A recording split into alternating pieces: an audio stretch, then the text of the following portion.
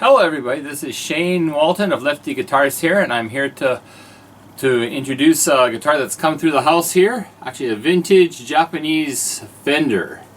And just give you my ideas of what I think of this vintage guitar. Once again, I'm not a professional guitar player or a professional reviewer. I'm just some dude who likes and owns guitars and hoping to talk to other dudes who might be interested in other Lefty guitars. Anyways, let's get on with it. This guitar is from 1985 from the FGN factory in Japan. Of course, FGN is probably the most popular. FGN is the most famous of the Japanese OEM factories that were making Strats and other guitars for big companies.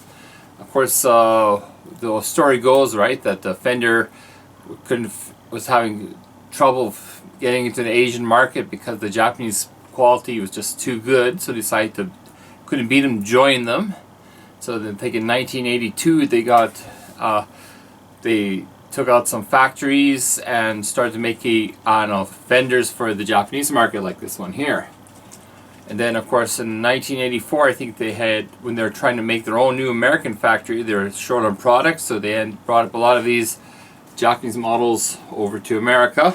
And of course, the rest is history. And of course, the Fender's making Japanese Fenders in Japan right now up to this day. Okay. Now you know this is a FGN factory one because on the back it says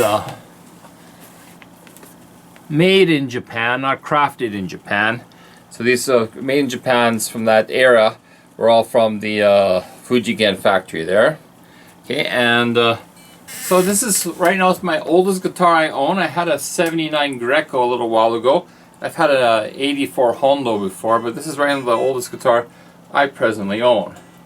And what did I think about it? Well, first of all, the body is held up fairly good. There's a big gash a little bit here, but otherwise it's got a 3-point body. It's light, pretty solid. It's it's got some checking on it, of course, because it's an older guitar, 40 years old this year. But it's held up on its own. It's got a natural relic, so it's not one of those poser guitars. Okay. The tuner keys still work very well on it. It says Fender Japan on the tuner keys here.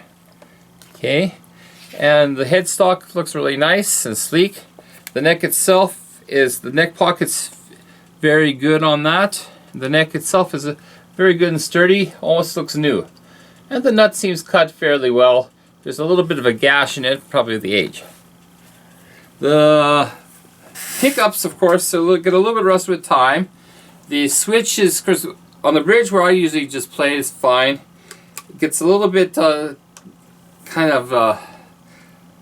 little dicey when it gets up to the neck pickup. I don't really pay the neck pickup anyways. But you can set something, you rewire it or something like that. Where it does need a lot of work, of course, is this fretboard. Now, this fretboard was probably lacquered on it, and the lacquer has kind of come off during the years. It's kind of natural. Actually, at the very top, you can see it's kind of peeling off whatever lacquer finish was on it. It's kind of grimy and old, and you can tell this guitar has seen a lot of gigs in its day. The frets are a lot of fret spout. It is kind of sharp. You have to be careful playing this one. There's kind of indents where the G and the B string were, so people press them down a lot. But there's no dead frets. It seems you could play it all, and it's still got a little bit of life in it there. Right? Anyways, so am I going to keep this guitar? Well, no, not really. It's not really kind of my style. I'm not really into butterscotch Telecasters. My dad was, but it's not really my style.